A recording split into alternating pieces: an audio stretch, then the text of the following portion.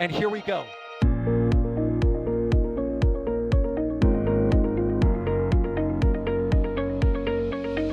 have liftoff. Propulsion continues to be normal. R68 chamber pressure looks good. Subwindow.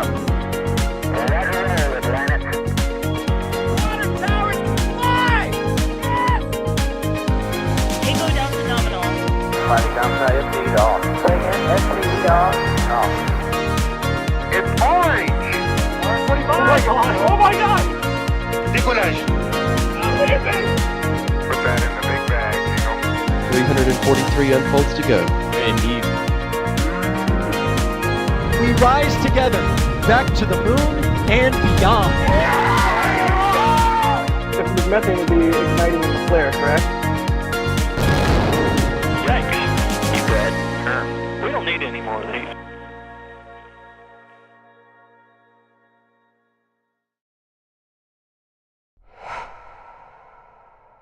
Good morning, good evening, and hello everybody to another launch from Cape Canaveral as we are getting ready to see, hopefully, what is the first Starlink of the year. We are standing by to see Falcon 9 and hopefully start to vent in a bit and launch in 57 minutes from now. My name is Adrian Bile, I'm your host for today, and we have a lot of weather-related topics to discuss.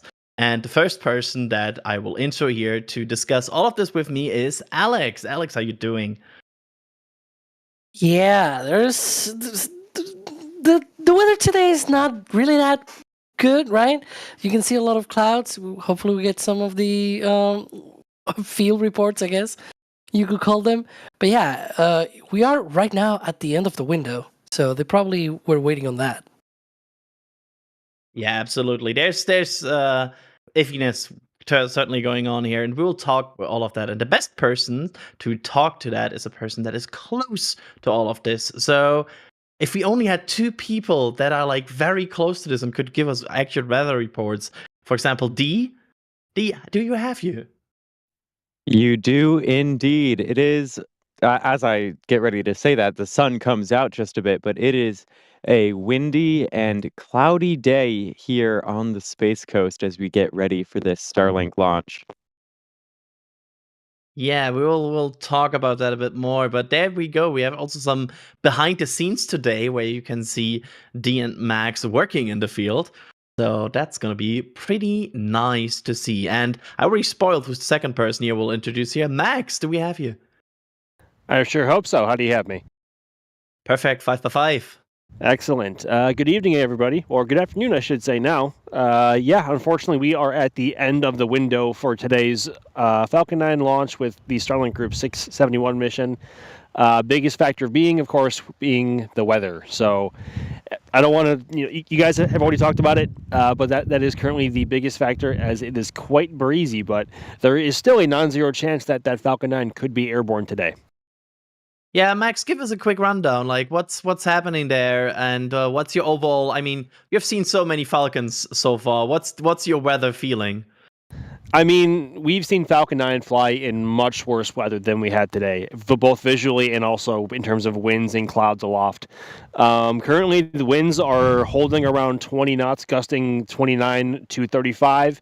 There are wind advisories all over the Cape Canaveral Space Force Station and the Kennedy Space Center as such. So I think the last time we checked the weather boards, they were still red, which of course they need to be green in order for Falcon 9 to fly because it is one of the most, I guess, fragile rockets when it comes to wind, based on its size and its performance. So currently, yeah, there is a ton of overcast overhead. The sun is poking through here and there, but there is a cold front washing through most of the country right now, and that is stirring up a lot of wind here on the Space Coast of Florida. So that remains the biggest factor for launch.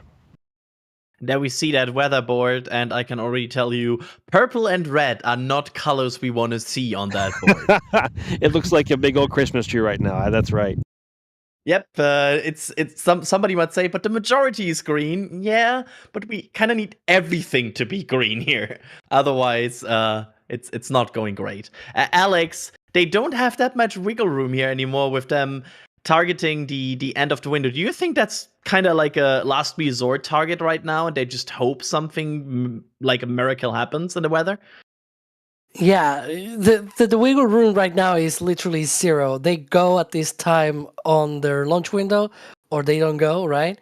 And so right now we're still counting down to that T0. It should be, if I'm not mistaken, that should be 3:43 and 59 seconds PM Eastern time, and that is literally the end of today's window. And as you were mentioning, it's very likely that what they're doing is just going through it, trying to thread the needle, if you will, and try to see if they can just dodge the wind, the weather, and things like that, trying to be able to find a hole in the weather, in the sky, to be able to launch the Falcon 9 today.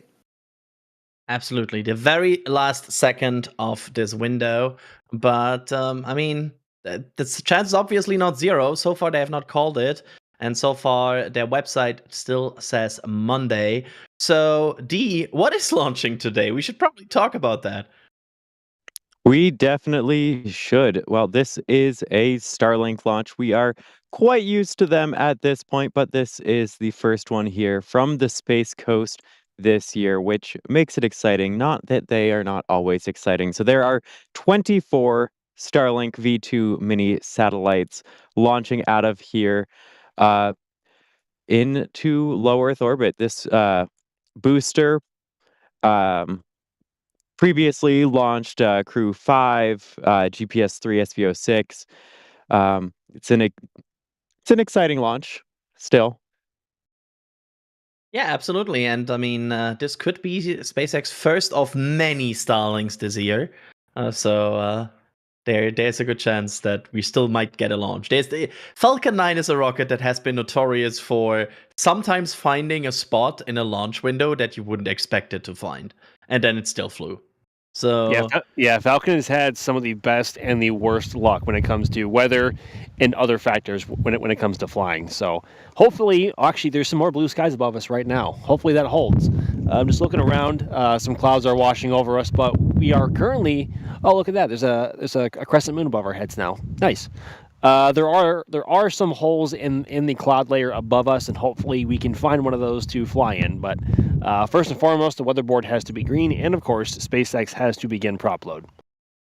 absolutely, and that will be an interesting point because there is a chance that we might not even see prop load if they decide to not go for it, and that has been in the past a good indicator for us to see if they go for it. Let me thank some people here, starting with Kai Engelke becoming a Red Team member, and Elizabeth Höppner gifting 20 Red Team memberships. Thank you so much for that, and I hope everybody that just got a Red Team membership there enjoys it so much. Telstar86 also gifting a Red Team membership. Thank you so much. And Snotgarden with a super chat saying, I'm here at Playa Linda. Wind is definitely lower than earlier today, but still stiff. Driving from here to Rocket Ranch as soon as the launch lifts off, or doesn't. Yeah, that's there's quite a few rockets to catch this week, or potentially this week, with Starship and New Glenn somewhere in play. Of course, also depending several factors. So good luck to that and catching the Starship launch as well. Alex, we have not talked about the booster yet. We should probably talk a bit more about the booster yet. What is this booster? Does it have any historic remarks we should make about it? Oh dear, it has a few. Most recently, I'm going to go from recent history, right, and then we go a little bit ancient history here. So there you can see the stats for the booster, but it's not about the booster history of what it actually flew, but what it actually didn't flew. So this booster may sound familiar to those that were here around 2 weeks ago, more or less, right? That was when the Astranis first launch attempt happened from Slick 40, and that was with booster B1077. However, at T0, there was an abort. So the engines ignited, and then, they did not lift off. It was an abort, add engine ignition, and they had to change the booster. The booster was instead flown on that mission, was B1083 on its 7th launch. So what they've done is they've put this booster on this mission instead. bit of a old switcheroo kind of thing in the fleet. But that's essentially the most recent part of this booster history. I guess the oldest one, even before its first flight on that Crew 5 mission, it hit a bridge. and it was quite a while ago. And I believe, D, you went with Jack through, underneath the bridge, and there was still the mark in the bridge. I don't know. Like, I kind of remember that. Yeah, the booster definitely left its mark on Texas. Yeah, still think it's the most perfect timing that it, of all places, it hit Van Horn. Like, it's like so for the people to know, Van Horn is famously a place where Blue Origin operates from. A lot of things, and that's the place where that booster hit a bridge.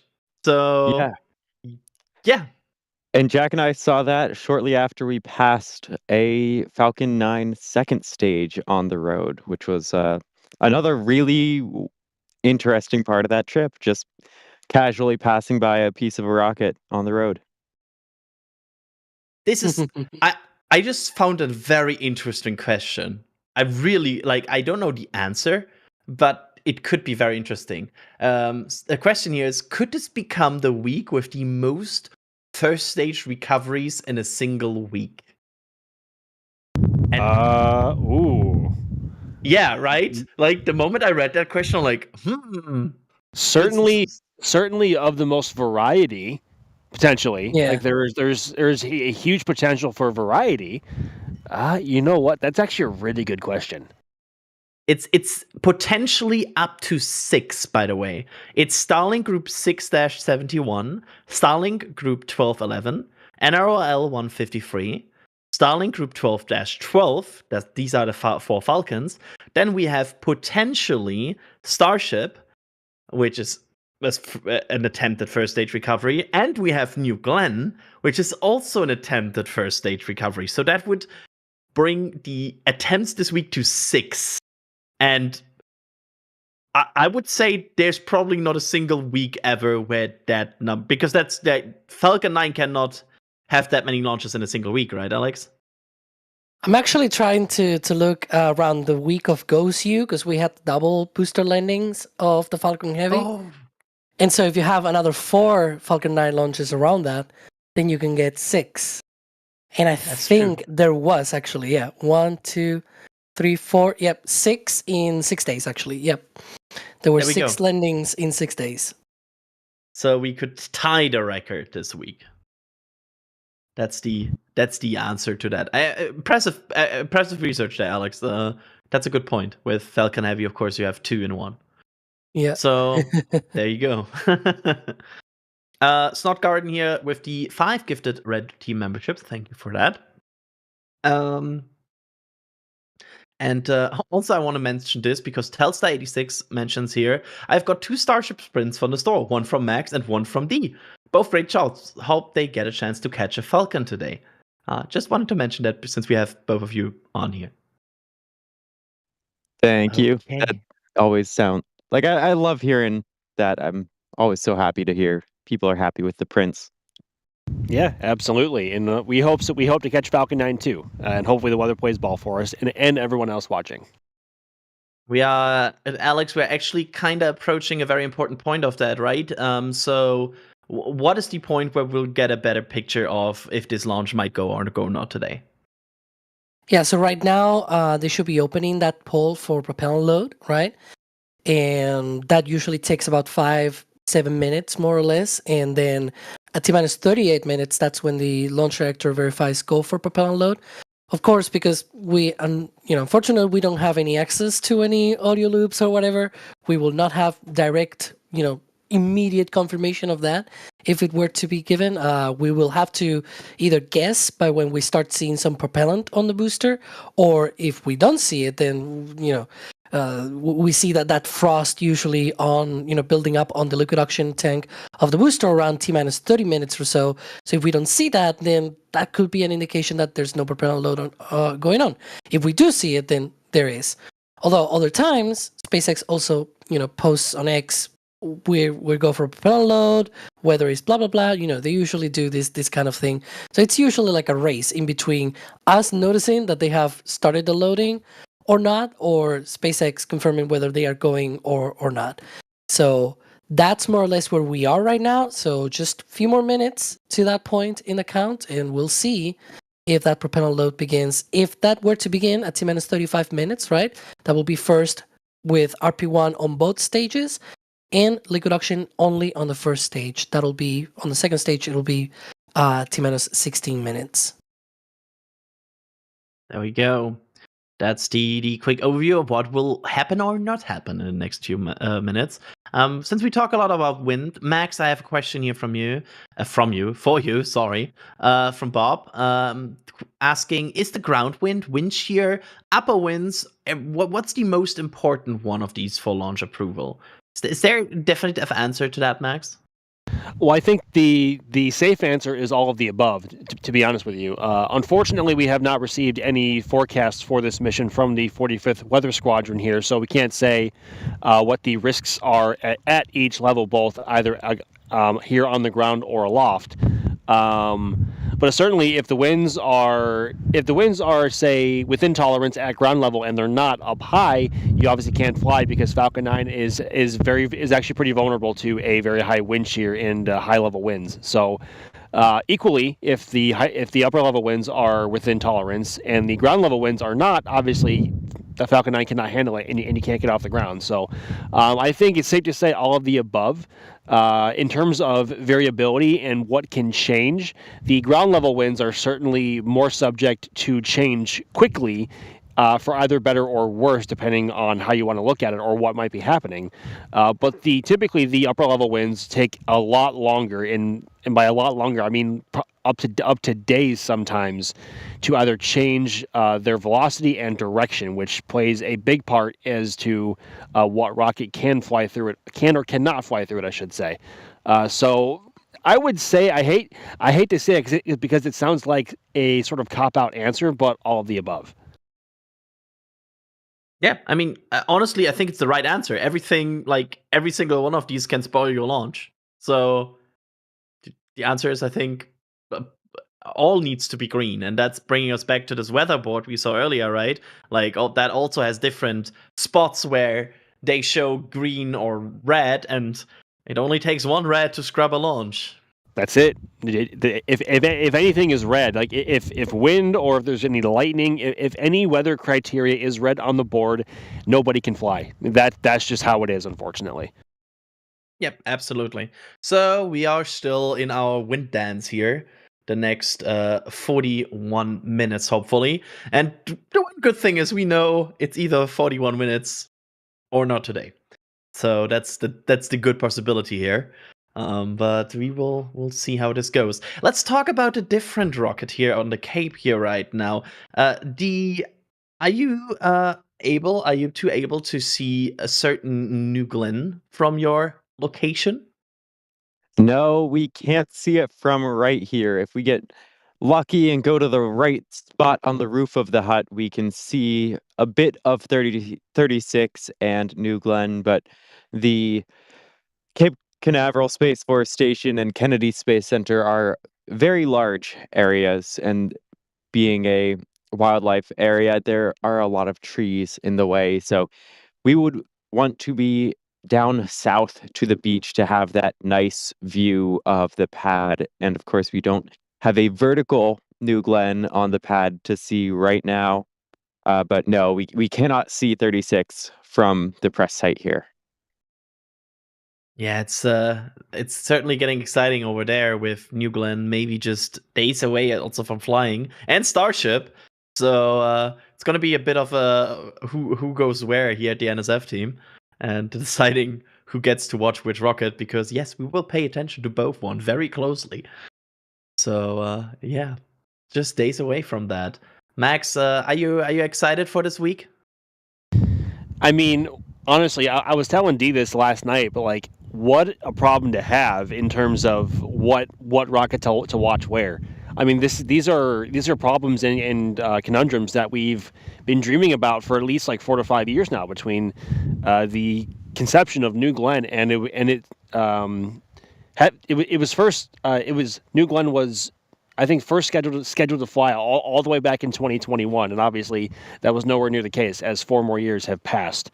But like, what a problem to have. I mean, it's difficult, especially being here in person and covering this as deeply and as often as we do, to not get excited about anything new happening. And for a rocket as profound and new and exciting and with enormous potential as New Glenn, you can't help but just be overwhelmed with excitement at times, and especially with the first ever flight of a Starship Block 2 vehicle within such close proximity of New Glenn's first flight, at least at this point. Like, how can you not? Absolutely. I mean, I'm fully on board with being completely excited. Let's play my favorite game. Let's put Alex on the spot with a difficult question. Alex, Oh, how dear. much of will Starship and New Glenn fly both this week? I think for Starship, with the fact that SpaceX did not commit to a date, right? And it may seem like maybe those Starlink simulators are still not loaded on the ship. Maybe this week might not be. Maybe next week, we'll see. And for Blue Origin, they keep delaying like in 2-day steps, right? Like it was supposed to be the 6th, then the 8th. Now it's the 10th. Might delay to the 12th. Who knows, right? But there's also a chance that it might not be this week. It might, they might still be neck and neck, but next week we'll see. Absolutely. And I can just say I'm very known as one of the very big New Glenn fans here.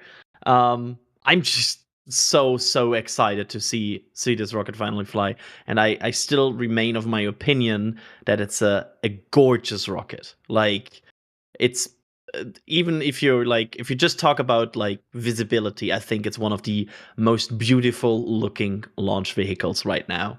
And I'm just so excited to see it fly, because I bet you it will create some amazing visuals. My only problem with that rocket is just the color of the strakes and the fins. Well, the interstage, I don't care that much. That is a different color, but the strakes, I don't know. I mean, they might be actually painting those down the line. I think one of the big criteria with not having those painted, at least for Flight 1, was just saving time. So maybe down the line they'll have the whole vehicle painted white, as we've seen in renders for so many years. But following both vehicles, I mean, it's really unique, and it just highlights the difference in the philosophies between each company and their launch vehicles, where we are able to follow Starship so closely that we can predict roughly based on what they're doing with a given vehicle, whether it be the one for current flight or future, what the rough timeline will be. Whereas following New Glenn in Blue Origin with its first ever launch date, I know we obviously know Blue Origin is not old space, right? But following it and following the launch date, because of the lack of transparency that we've gotten from Blue, and quite frankly the amount that we can't see both at the factory and both at the launch complex, it feels a bit like, dare I say, Artemis 1. I hate to say it. Granted that so far they've had a lot fewer issues than Artemis 1 had in its full stack testing campaign, but we have no way of visually being able to tell, other than the vehicle rolling out and going vertical, if we're really anywhere near close or not. So I guess keep your eyes peeled on Space Coast Live, and hopefully we will see something in the coming days. Absolutely. And to be fair, that problem will also hit us at some point with Starship, especially once Starship operation moves more to 39A, because we won't have a clear close-up camera. Well, you say that, but with the amount of expansion happening at Hangar X and our cameras here at the press site, we'll at least be able to track some more hardware movement. Equally, you could say that about hardware coming from the factory over at the factory for Blue Origin and going past the VAB, going through and all the way down the Cape to the pad. But all the equipment and the facilities for SpaceX and Starship will be in much closer proximity than any of Blue stuff is currently, at least currently to our cameras. Yeah, I'm just still saying, like, I think a lot of transparency that we right now get from SpaceX is also related to the fact that Highway 4 is just right next to it. But because to be fair, we also haven't gotten that much communication about Starship Flight 7. It's just the fact that there's one NASA doc that we know that helped with that. But either way, I wish we get more targets from every rocket company. That would make our job way more easier. Is that a good compromise on everything? I would agree. Yeah. Just give us a heads up, like 10 days in advance always. That would be great. Thank you. 10 days almost feels greedy, to be honest. I like to be greedy. They can negotiate down to 7 max. I'd be fine with 7. 7 sounds about fair. See, then we meet at 7. So yeah, Alex, Frost? Question mark? Not yet. Right? Couple of minutes. Give it a couple of minutes, and then we should start seeing that if they have actually gone through with the propellant load. We'll see. Maybe we get an update from SpaceX instead. Maybe they're watching and they heard you. I'm frantically refreshing websites and X and everything. I'm just waiting to see if they confirm propellant load or, well, confirm not much propellant loading. So it's a wait and see situation. Very much wait and see. At least the signaling either way, right? That would be great. Yep, absolutely. Let me pick up some more questions. There's some people here wondering about recent I think activity I see now the on... Frost. Oh, there we go. I see some like a thin ring of white, at least at the bottom of the Lux tank. Yeah. That's where it always begins, and I think I see some in my view too. Oh, actually, I think you're right, Alex. Yeah, I think I see Frost too. Yeah. So SpaceX still has some hope that today might be a launch. So that's good. I have to say, I was not that optimistic. I will fully admit that here. I was a more pessimistic person. There we can see. That's a Frost ring. Definitely Frost ring. Enhance. Yep. Maybe the weather is clearing up. It's really interesting how we are in a situation right now where if the 45th doesn't issue any info, we are just a bit blind on the weather. So yeah, we don't know what's to go, no go. Yeah. Oh, who wants to go first? Go ahead, Alex. Yeah. So I was gonna say that sometimes, because these, even if they had released from the Space Launch Delta 45 the weather forecast, that is usually the day before, right? Things can change a lot, especially in Florida. And usually we've seen in the past where, there's maybe the day before a 10% chance of favorable weather. And then on the day off, they go through the window and they, select a very carefully selected T0 within that window, right? They go to that T0. And then suddenly in that T0, the chances are like 80% or something like that. And so sometimes we see this where maybe on the overall window in the day before it's 10%, but then the actual day comes and with all of their own systems and everything, they find the good time where there's actually good weather. So we'll see. Maybe today is that day. There we go. So SpaceX seems to attempt another threading the needle. That was totally butchered that. Anyway. So let's see here. Glenn Matthews, Alex, this is one certainly for you. It's actually framed it's introducing with the word Alex. Alex, can you explain why the booster combats fire with fire, but the fairings do not have any systems to fight the atmosphere? Is this just because of mass? Yeah, it's a bit of of essentially the way that the variants re-enter, right? They present the sort of the curve portion, the outer layer, so to speak. And what they do is that because you have a lot of area and it's very lightweight, it's composite, right? Aluminum honeycomb with carbon fiber. So it's very lightweight. It has a lot of area presenting against the wind, and so the amount of heating, it's completely different. You do see some of the plasma, right, and stuff like that, but it's not as brutal as you have with a booster, where you have all of that same, because especially for Starlink missions, you have pretty much about the same speed when the boosters come back down from from space, because the variants pop out like very quickly after stage separation and impact ignition. So they haven't gotten a lot of extra speed over the booster. So the reentry speeds are very similar, but when you look at the booster, it's reentering only engines first, which is a lot. Like, it is very heavy and it's a very small area that you're putting all of that force. So that means all of the heating will concentrate there, and you kind of need a way to protect that. If you see, for example, super heavy, when it comes back, we see it glowing, right? And that speed is actually lower on super heavy when it re-enters, because it stages a bit earlier and a bit lower than Falcon 9, and it also performs RTLS, so it comes back to the launch site, and so it has a lower speed at staging. And even then, it still glows. Now imagine that on Falcon 9, right? So Falcon 9, which is faster, then it obviously needs that re-entry burn. If Super Heavy were to stage faster or whatever, then it will probably need also some kind of entry burn or something like that.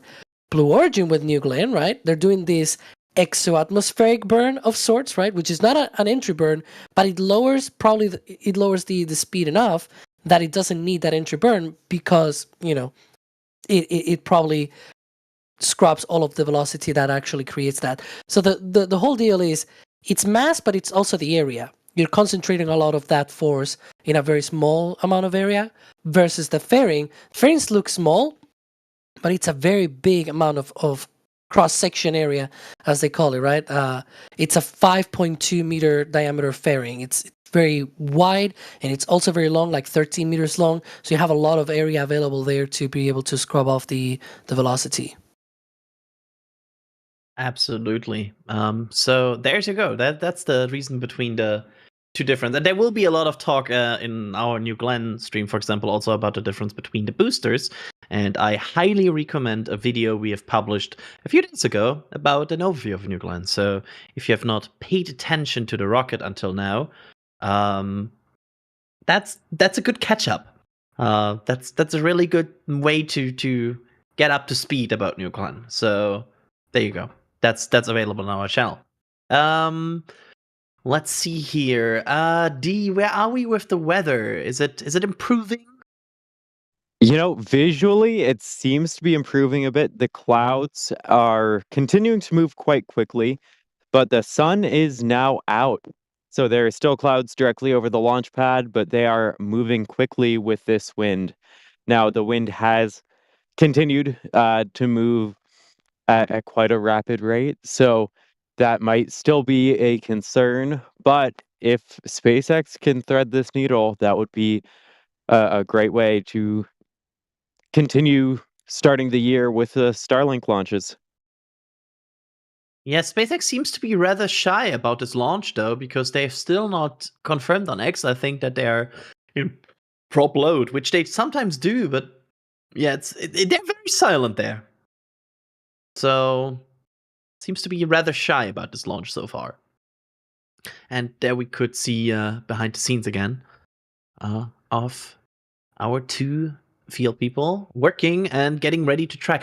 Are we capturing like your tracking from there? Like, will we? Like, of course, we might not show it maybe during live, but I think we should grab it and make sure that we have it.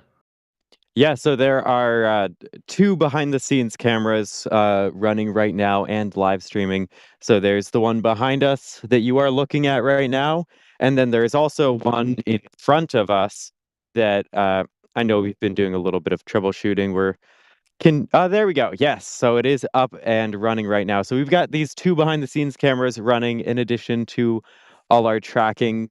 So hopefully we can continue to provide new and different sorts of views for all sorts of coverage throughout every launch we do.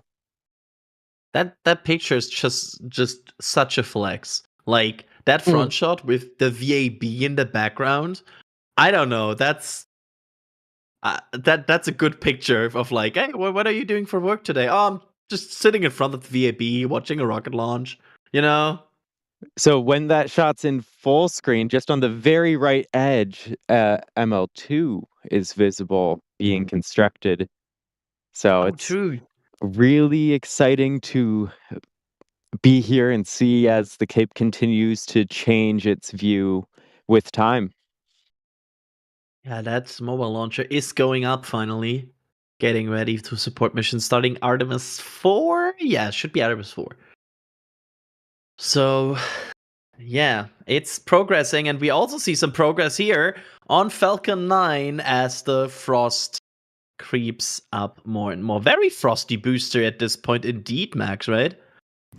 Indeed. Ooh, and a bird flying right through the frame. That was beautiful. But yeah, since B1077, which is the booster currently flying, and is currently holding a bit of propellant in its belly, because it has flown 16 times previously, there is a good amount of soot built up on both the LOX and the RP-1 tanks on its structure. And so what that means is it's very easy to tell the current prop level inside the tanks because of the actual level of frost that is on the booster.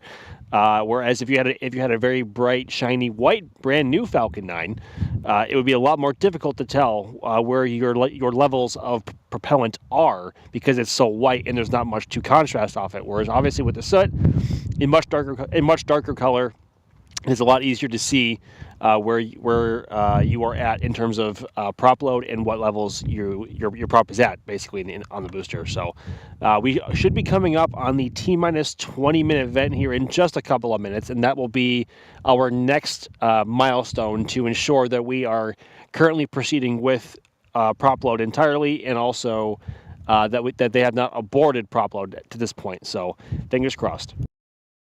Yeah, that sign is coming up, and sometimes it also feels like the visibility is very much dependent on like weather, wind, humidity, because sometimes it feels like the visibility changes a lot just by weather conditions, and that also increases or decreases frost and condensation a lot. But yeah, wouldn't surprise me at least. Let me thank some more people for that T-minus 20-minute vent goes on. Alex, you can already prepare in your mind what that vent does to explain it in a bit. Keep everlasting pearls with a super chat. Thank you so much. Then we have Apocalypse Cow with 10 Red Team memberships. Thank you so much, Danger Moo. Google Man with a $5 super chat just saying hello. Hello, Google Man. And then we have JC Davis with a super chat saying, if it weren't for unfortunate traveling issues, I'd be watching at least 4 launches. You all will make it. That's still possible. Thank you. Yeah, we're kind of like your peek into the launch pads. And I'm sorry for the travel issues. I hope they resolve for some future launches, and you were able to see a lot of future launches. So there we go. With that now cleared, Alex. I hope you have in your mind prepared what I'm about to ask you here. In 10 seconds from now, we will see a vent. Alex, what does that vent do exactly?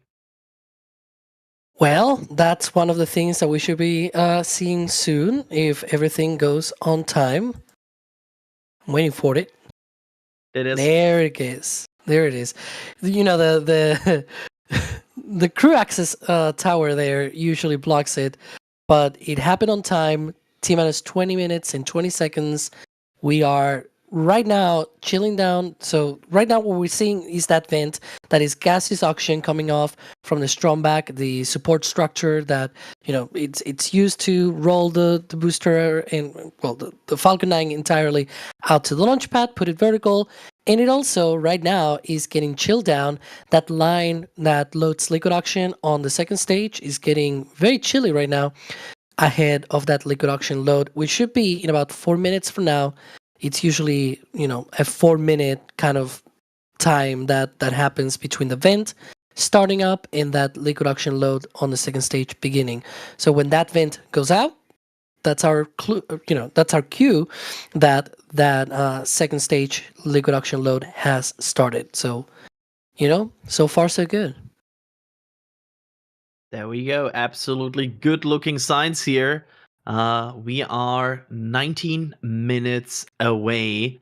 And with that, I will want to quickly give you an overview here. What are we watching if you're maybe joining just now? You are looking at a Falcon 9 launch pad, getting ready to launch the Starlink Group 6-71 mission. This is, of course, part of the Starlink Internet constellation that SpaceX is operating for customer and company orbital internet services. Right now, the weather still looks a bit iffy. We have been seeing reports of weather. We have seen some red weather boards, but as of now, SpaceX seems to be targeting a launch in about 90 minutes from now. This is the very end of today's launch window that they're targeting right now. Any delay or any other problem that comes up from now on would result in a scrub for today. The rocket is already in fueling, and we are looking at maybe some improving conditions here. It looks to be less and less windy right now. Max, did I summarize that weather correctly? I would say so. I think winds do remain the primary concern for today's liftoff, but even just since we have begun our stream, the weather has, I want to say, it has gotten noticeably less breezy in just the last 10 minutes, and there has been a massive hole opening in the clouds, and the clouds have, for the most part, cleared out. I don't want to jinx ourselves, and I don't want to be speaking too soon, but at least visually, from what our Mark 1 eyeballs are telling us, weather seems to be trending in the right direction, which is always something that we like to see. Yep, absolutely. And I also have been informed by Sawyer in the back channel that I have just said the S word in this speech that I just did. Oh, So God, you did. Everything from now on is 100% on me. I'm sorry. We are fried, everybody. Yeah, it's I didn't even notice. Yeah, I said the evil word. That's totally true.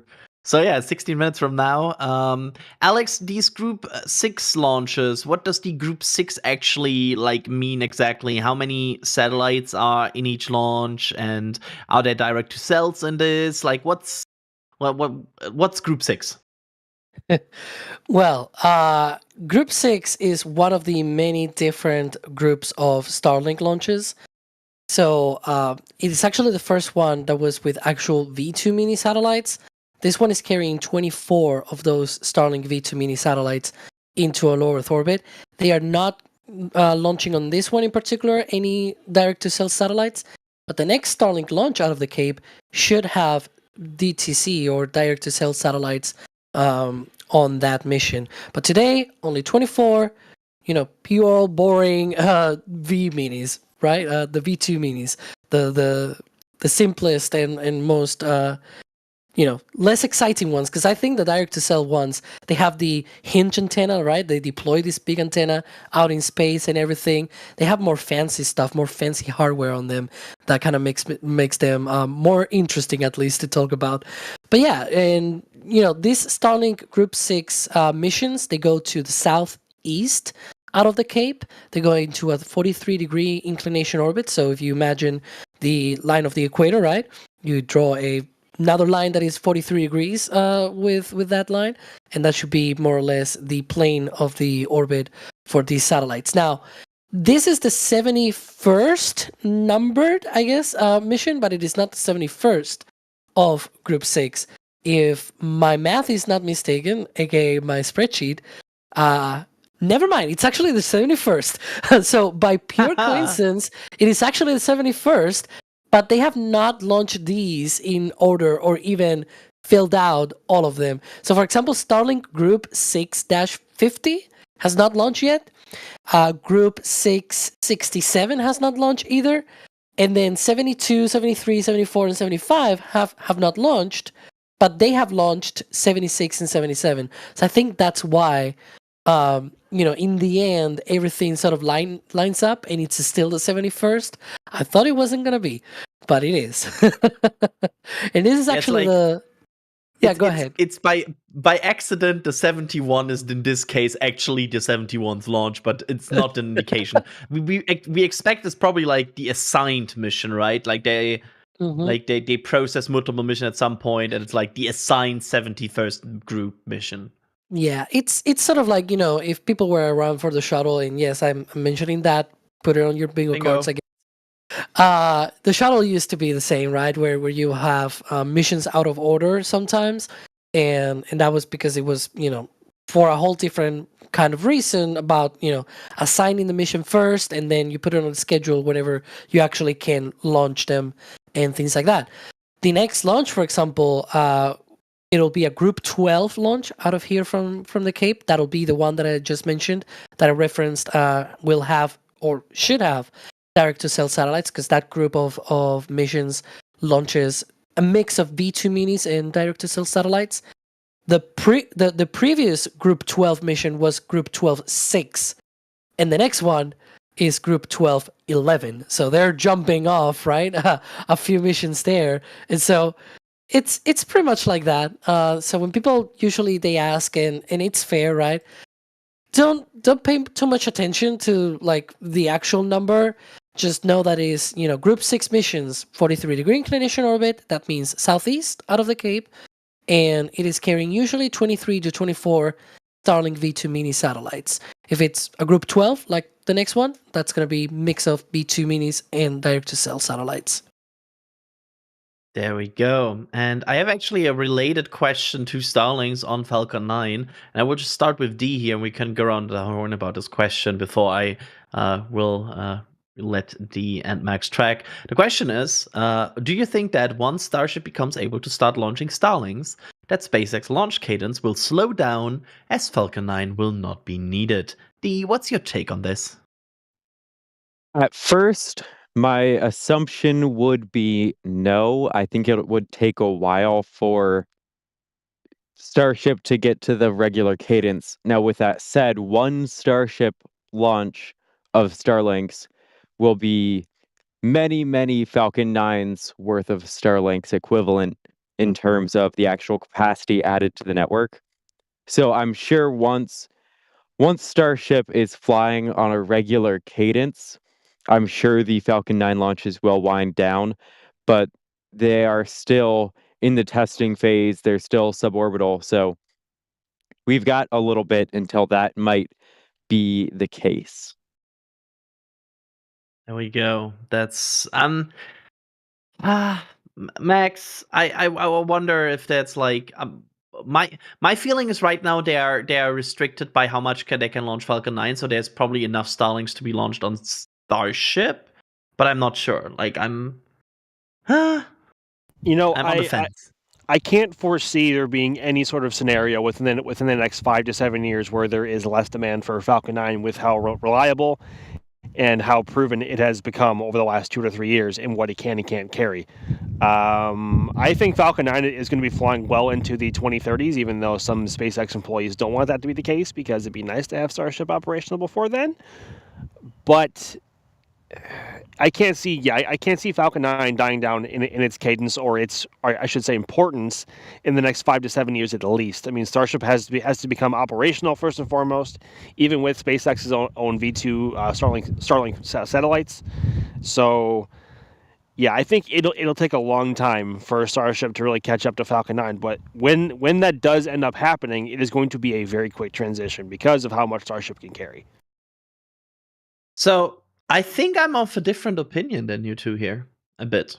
I think it will not take years. I think it will take a year, but I could see a reality where in 2026, maybe 2027, we see a decrease in Falcon 9 launch cadence because Starlinks are being moved to Starship. Because in theory, that should be more cheaper.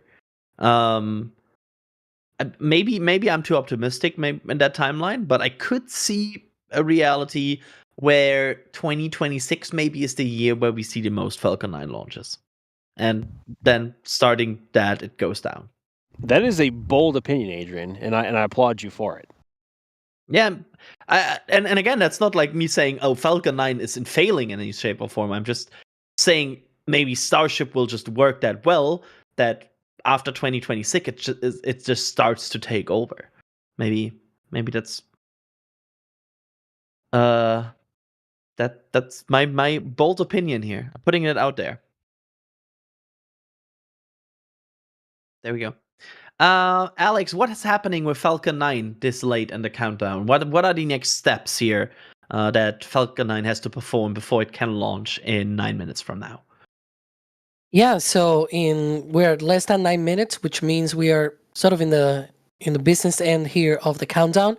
One of the things that should happen in the next minute or so, that'll be the start of engine chill on the 9 Merlin engines of the first stage. So that's when, very similar deal than with the Stromback vent that we saw at T-minus 20 minutes, where, you're about to put a lot of very cold liquid oxygen through those pumps on the engines, right? And so what you want is to condition those engines instead of, immediately throwing all of that cold cryogenic fluid to the engines. You want to condition them well ahead of that. And so that is the Falcon 9 engine chill. Very shortly after that begins, that'll be also the end of the RP1 load on the first stage. That should be around T-minus 6 minutes or so in the count. And at T-minus 5 minutes, the Falcon 9 and ground systems prepare for the Stromback retract. You can see there that item there on the timeline. Thanks to Jay for keeping that up, by the way. Absolutely. And with that, I think we have to say see you after launch to Max at this point, because you're setting up another camera, correct? Correct, and it is not a real close distance to where we are here, but thank you very much, chaps, and I will see y'all on the other side. Hopefully it comes out. Absolutely. Good luck tracking as always, Max. D, I know you have a bit more before we have to let you go, so give me one more impression here, maybe on like the weather, anything that we should be aware of that has changed, or everything looking good. You know what? It has gone from a very windy, very overcast, and kind of gross day for a launch to an absolutely beautiful day. The sun is now out. The sky is blue. There's still a bit of a breeze, but it's a really pleasant temperature out here. Honestly, if the wind were a bit slower, I couldn't think of better weather for a launch. It is absolutely gorgeous out here. Hopefully the wind complies with what is needed, because it should be a great, great day for a Starlink launch. Absolutely. I fully agree. And we were moving quite well through the countdown here. Do you have any like tracking in mind today? Any behind the scene, like of course the behind the scenes cameras, but like what's your plan for today? Yeah, so as far as tracking, pretty much my usual setup with my 400 millimeter lens and my Z-cam on the back of it. So it's my usual tracking setup, but on the back end, there have been sort of improvements in testing going on, which the audience has seen a little bit of with the behind the scenes cameras, but working to improve connectivity and all that sort of stuff. So not too much on the public facing side beyond just continual efforts to make these streams better and better. Absolutely. I fully enjoy that. I mean, these slow-mo shots sometimes are absolutely mind breaking. So I'm looking forward to see another one of these. So Thank you. I think at this point I will also say goodbye to you, D, and wish you the best of luck of executing your plans. All right. Yeah, I will see you on the other side of this launch. Absolutely. And that's what we want to hear. We want to see a launch here. So, Alex, just you and me now from going forward here, the next 5 minutes. Is there another event we should see that gives us an indication if they're still on track? Well, right now, in about 3 minutes or so. That will be the next vent. Right now, they are wrapping up that liquid oxygen load on the first and second stages. The Stromback should be retracting pretty much around now at T-minus 4.5 minutes. That's when the crater arms at the top open, and then the Stromback retracts about 1.8 degrees away from the rocket. And while that's happening at T-minus 3 minutes, that's the end of liquid oxygen load on the first stage. And at T-minus 2 minutes, roughly, this is not, down to the second, but roughly T-minus 2 minutes, that'll be the end of liquid oxygen load on the second stage. And that's when we get the Stromback vent coming back. And, that's pretty much for just clearing out the lines, getting rid of all of that liquid oxygen on the lines so that, at liftoff, there's no unintended consequences, if you will. That should be their name for the fourth drone ship. Unexpected consequences. Yeah. I actually like it. It's a good name. For about 3 minutes 30, the Stromback has opened at this point. The clamps of the Stromback have opened, and now the Stromback will start to retract a bit, and then get ready to be in its launch position. There you go. That's Falcon 9 on the pad, around the 4 lightning protection towers. And so far looking good. Honestly, didn't expect to see them go this far into the countdown today. So I'm already getting more than I thought with the weather. So let's see if they can execute the last 3 minutes here and also get through that critical last phase.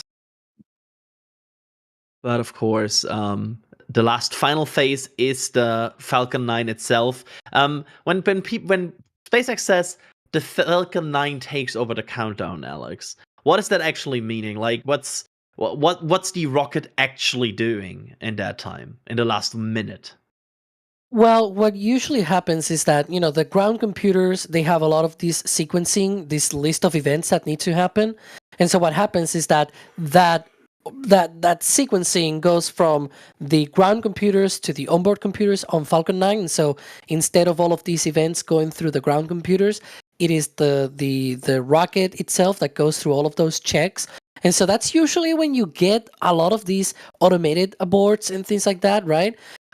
When they see, there's a spike in X valve or something like that, there's a temperature that is off, and that is usually automated, right? And so it does these automated health checks during that time. You still have the launch control center, they still have manual abort capability all the way to T-minus 10 seconds.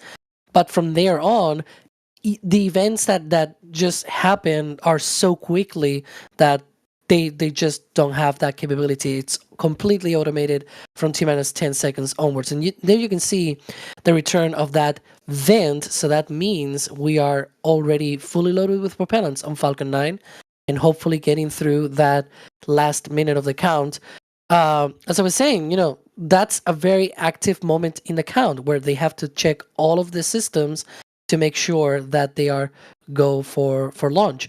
And things like even commanding the hold down clamps to release the rocket, that is also all part of the onboard computer's guidance, essentially, all of the sequencing that it does. Absolutely. We are coming up with a critical point because the launch director will basically certify or not give the final go for launch. And if they are really aiming for a very special weather condition here, this is actually a quite tense moment that we will that Falcon 9 is basically experiencing here. And we will hopefully see if that go for launch has been given or not, and if the Falcon 9 will actually ignite in 20 seconds from now. So far, it seems the countdown is indeed ticking down still. And they might go for it. We are looking at the bottom of the rocket. This is where we will see the deluge and the engine ignition. Once that has happened, the Falcon 9 will rise from the pad. Look at the bottom. We have engine ignition, and we have liftoff of Starlink 6-71, carrying more internet satellites, and also the first Starlink launch in 2025.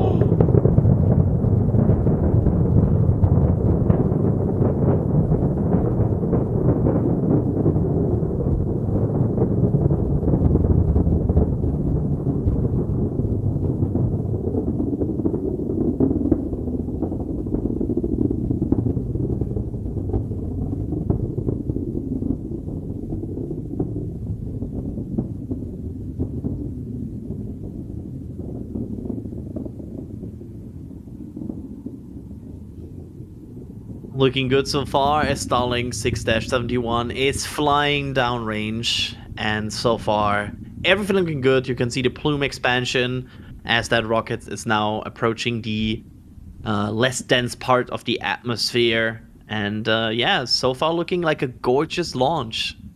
Yeah, I think I heard Max do like a little gasp there. He was preparing some shots, so maybe he captured the shot that he wanted. I think so. That might have been what we just heard. And the Falcon 9, of course, very, very close now to complete the first burn. Just 10 seconds from now, we will see first stage main engine cutoff, also called MECO, which will happen now. Should be in a second. There it is. And that separation of the first and second stage, as the second stage now takes over the majority of the flight. That's There's ignition there. ignition. Yep, you can see the very tiny light there. Absolutely wonderful. Going out through the clouds. Yep, there it is. We can see it. As always, the SpaceX feed is a bit more delayed. You can see it basically here one more time again. There we can see the first stage getting a bit roasted by the second stage. You can already see, by the way, in the telemetry at the bottom, how big the speed and altitude difference is between the first and second stage. And that will just continue to increase. Yep, coming up on fairing separation. Yep, there are your 24 Starlink satellites. And there it is. Now exposed to the vacuum of space. And unfortunately, right now, we don't know how many flights those fairings have flown yet, right? But they are going to be recovered by Bob out at sea, and hopefully in a few days when they come back, we'll spot that through Space Coast Live, because now they have these stickers with their serial numbers on them. So maybe we are able to spot, what kind of prior missions they have done. And now that they have these stickers, it's becoming so much easier to track these fairing halves. It's quite amazing. Thanks, SpaceX. Yep, thanks SpaceX for that. That's a very welcome addition. I always say now they're exposed to the vacuum of space, but I think technically that is wrong, because the fairing is kind of open, so they are exposed to the vacuum of space already before the fairing opens. So I'm technically wrong there. Anyway, Max, do we have you back? Maybe. How do I sound? You sound absolutely perfect. Yeah, apologies if you guys heard a bit of a gasp in there. I had someone message me saying we heard you gasp, you dweeb. But the reason for that was because over our heads is about maybe a little under 50% moon, and right at apogee from our perspective, where the rocket begins to arch over on itself, came pretty close to the moon. And I looked up and realized that while it was still ascending from our perspective, and that's when I gasped. I was like, oh my God. Like, holy crap, like, we actually might get that. That's why I gasped. So I apologize if you guys heard that. But that was beautiful. We were certainly not expecting to get a rocket off the ground today, I think. Both myself, Dee, and a few other people here at the press site can attest to that. But we are ever so grateful to have the weather clear up the way it did, and 1077 is skyward. Yeah, absolutely. I can attest you, everybody that is right now on this call didn't really expect a rocket to fly today. So it's true. Yeah, we were all wrong. Happily wrong.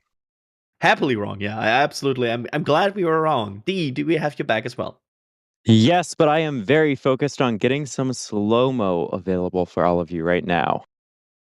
Absolutely. Then we will not longer disturb you.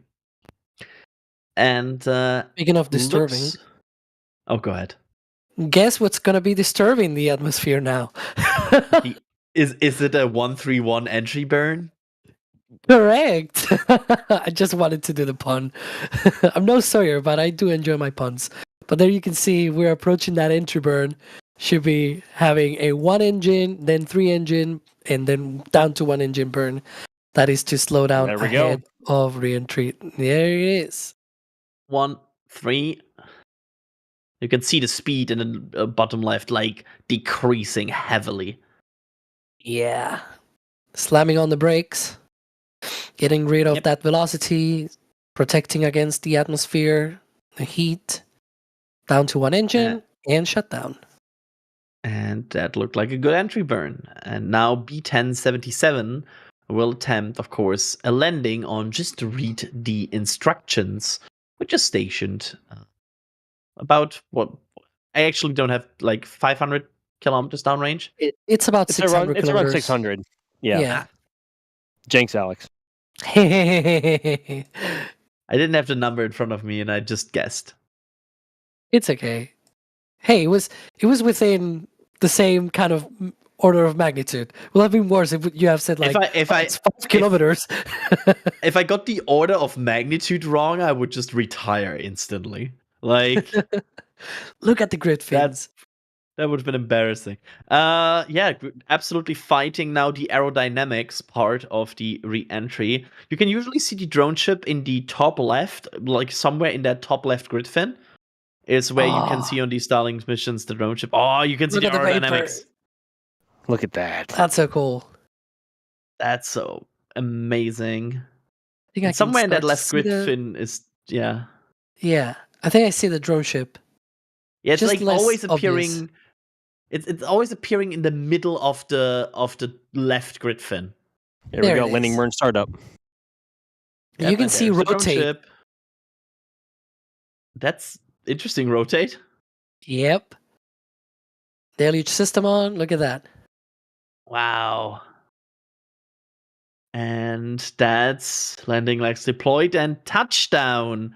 B-1077 does it again and touches down. Wonderful. That dare I say bullseye. Yeah. I would say perfect, right in the center. Yeah, just don't jinx it. Wonderful. That looked like a pretty spot on and flawless Starlink mission so far. So far, we still haven't had Seco yet. You're jinxing it, Adrian. Oh, there we go. There's Seco. Oh, you're jinxing it. but this is not the end of the mission, though. Although SpaceX does not stream the rest of it, there's still a coast phase in about T plus 55 minutes. There's a relight of that INVAG engine, just 1 second, and then hopefully they get into that orbit. Remember, the only launch failure that they had in 2024. That was with that burn, so it needs to work. Yep, that's true. It's I bet you there's somebody at SpaceX who really doesn't want to have 2 mishap investigations in 2025. Yeah, let's not do that again, please. So yeah, looking good so far. We of course still have some cool things ahead of us. Because D is working on some slow-mo shots as we speak. But so far looking like a good mission. The next thing you will actually see is the transporter erector going up again. Because they are always in a bit of a hurry. Because they want to launch again on Friday. Dare I say the third most interesting launch on Friday? So far. So far. I think it's worth noting that both Starship and New Glenn are, like, no one is immune to slips at this point. So while we are currently seeing New Glenn and Flight 7 on the 10th, or as scheduled for the 10th, which is this Friday, that very well could change. So while I want everyone to be excited about it and excited about the prospect of a possible triple header from 2 different companies, both could slip to this point. So we will have to see what happens. Yeah, and for Starship is even like right now we don't even have that much current confirmation that they are going for the 10th. Correct. Yes. It's like we heard like we have that Mexican NOTAM, yes, but that is also all the way to the 16th. We have no NOTMAR, we have no road closure. It's like we are lacking quite a lot still. So But yeah, that could change absolutely. very quickly, though. It's worth noting. Absolutely, but especially like the MSIP not being out is something that is certainly out of like in a bit of interest, because the MSIPs in the past have been out quite early. So that's at least something I always watch, because in the past the MSIP, the Marine Safety Information Bulletin, has been a decent indicator of observing Starship launches. Like once that's scheduled, it was relatively fixed. So that not being scheduled right now makes me at least, I'm not saying unlikely, but curious. Is that a good word? I think so. So we will observe as always, and not to mention too much, but absolutely make sure, if you're want to keep up to date, we are not only on X, we also on Facebook, Instagram, Threads. So make sure to check our socials, because that's the best way to probably get an update once the launch dates of either of these rockets changes, because we will make sure that that is posted. So there we go.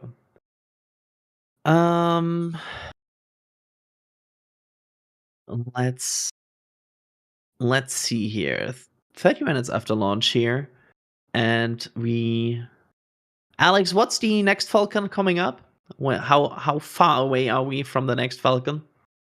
I have the website for you for that, but yeah. So the next one should be the one that I was referencing before, from Launch Complex 39A. That's going to be Starlink Group 12-11. Should be essentially a 4-hour window that opens at 10:24 a.m. Eastern. That's 1524 UTC. So 2 days from now, a little bit under 2 days, that should be when the next launch overall for SpaceX and worldwide, to be fair. Like it's just, this launch. There might have been another one from China. We still are trying to confirm that yet, but yeah, right now it's pretty much SpaceX, couple of launches here and there from other people. The good old China Qishang launch from a Long March 3B. It's always the worst one to confirm. They are sometimes confirmed, sometimes not. But yeah, let's see. We have some replays here. And there in the middle is the Falcon 9 coming up. Look at that. It really cleared up. Like, if you told me with that view that the weather was iffy, I would have not believed you. Looks gorgeous. Or as Chris Bergen would say, like, it looks like the travel brochure. The one time he'd actually acknowledge that. But yeah, it looks like good weather there. Where's the rocket? Let's. Yeah, the weather in the end turned out okay. The wind picked back up a little bit, but as we have learned, or is possible from SpaceX nowadays, even though they aren't the ones who control the weather, but their luck, they found a hole and they took it. So yeah, if you look at the right side, it looks like the weather got worse very quickly after launch. Maybe it's just me, but it looks like they just found the perfect spot. They did, and the weather right now isn't terrible. There's just a lot of overcast that's just coming through, so it's not quite as bad as it was before. It's not one big blank gray sheet that's blocking out all of the sunlight. We still see a bunch of blue sky around us, but yeah, they found a hole for sure. There we go. They tend to be quite good with that. That's the view from the port. And I think you see some fast forwarding there. There it is on the right side, going up. How far is the port away again from the pad? Anybody have that in their mind? Like roughly? Oh, I thought the field people will confirm that. I think it's maybe 15 miles. Yeah, I want to say it's in the neighborhood of 15 to maybe 17 or 18 miles. The port is from Slick 40. I'm firing So up it's quite Google Maps far here. Which, it it doesn't seem that far because of course how flat Florida is and how far you can see, especially over any body of water here, being either the Indian River or the creek that separates Merritt Island from the Cape. Distance can be deceiving, like, and you can see. Ooh, oh, here we go. BTS. This is us.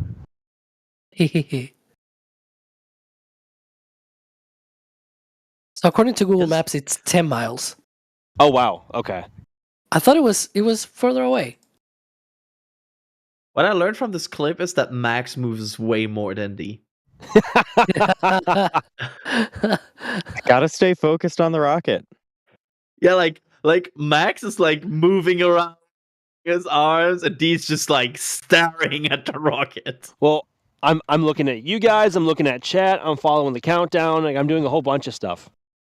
And I'm staring basically at the ground because of the position of the monitor.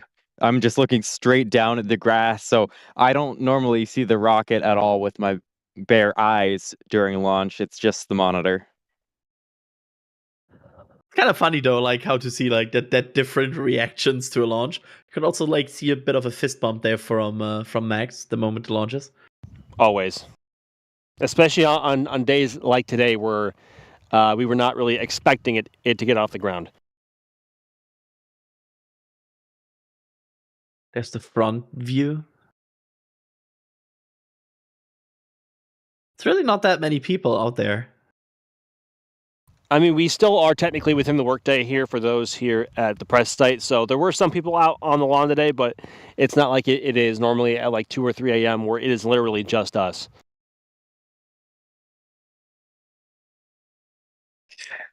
As I'm looking up, I'm just trying to spot the rocket through the clouds to have a general idea, because there were long periods of time where, I mean, we totally lost it behind clouds, and then it's just regaining orientation of the rocket's position in the sky. This is fascinating to see.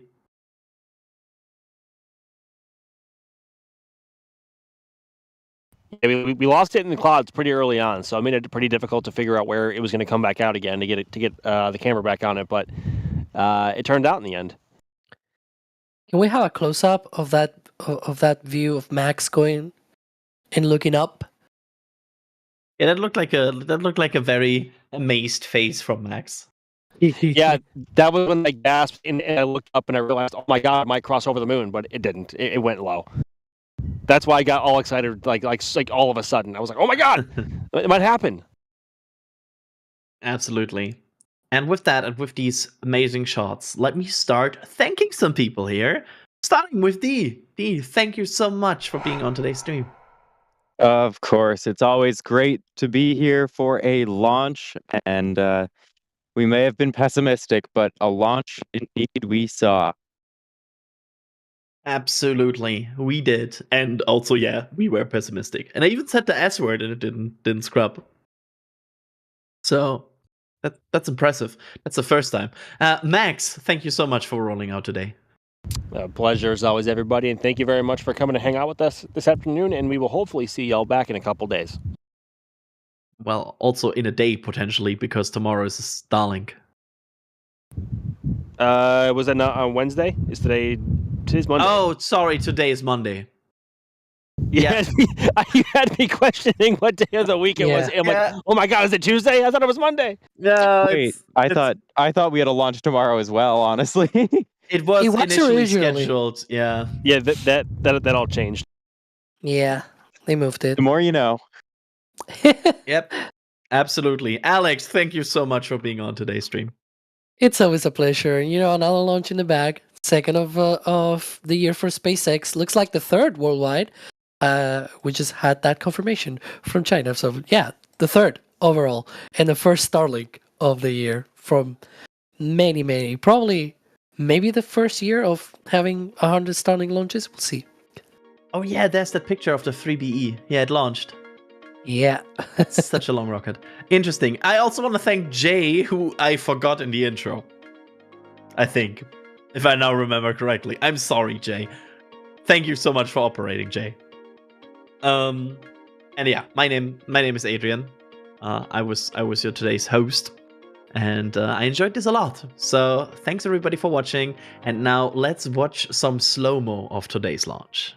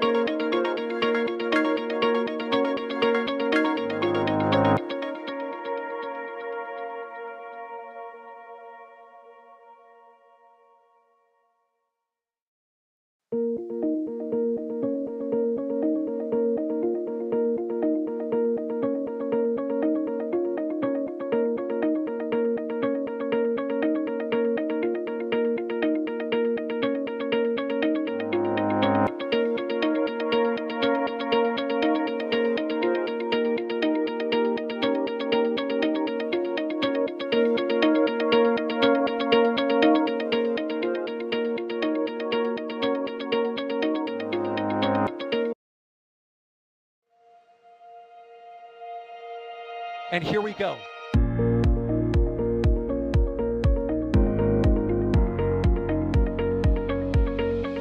We have liftoff. Propulsion continues to be nominal. RCPA chamber pressure looks good. Following up. Roger, with planet. Water towers, fly! Yes! Tango down to nominal. Flight downside FD off. Bring in FD off. It's orange! Oh my god! Oh my god! Decollage. Put that in the big bag, Eagle. 343 unfolds to go. Indeed. We rise together back to the moon and beyond. This methane